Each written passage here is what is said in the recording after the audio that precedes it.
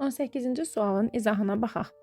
Deyir ki, buz parçası suda üzür və onun h bərabər 2 cm sudan kənarda qalır. Buzun oturacağının sahəsi verilib, buzun kütləsini hesablamağımızı istəyir. Bilirik ki, əgər üzürsə, deməli Arximed qüvvəsi ağırlıq qüvvəsi ilə tarazlaşacaq, bərabər olacaq. Onda üzmə şərtini yazaq. Arximedin yerinə yazaq rho maye və batan J, ağırlığın yerinə yazaq rho cisim və cisim J. J'lər ixtisar gedir.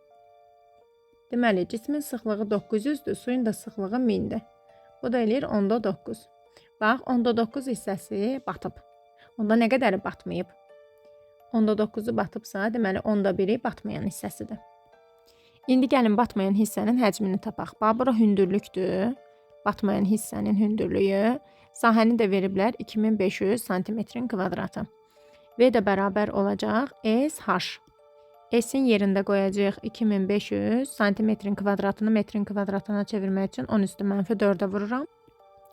Hündürlüyü də ki 2 cm metrə çevirmək üçün 10 üstü mənfi 2-yə vururam. İndi batmayan hissə tapıldı ki 5 vur 10 üstü mənfi 3-dür.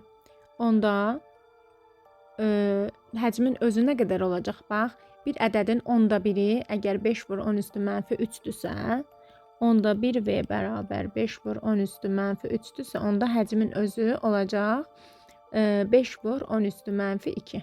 Aha, cismin həcmini tapdıq. İndi cismin sıxlığını da biliriksə, kütləsini də n bərabər rho V-dən tapa bilərik. Sıxlığı 900, həcmi də 5 vur 10 üstü mənfi 2. Bu da eləyəcək 45.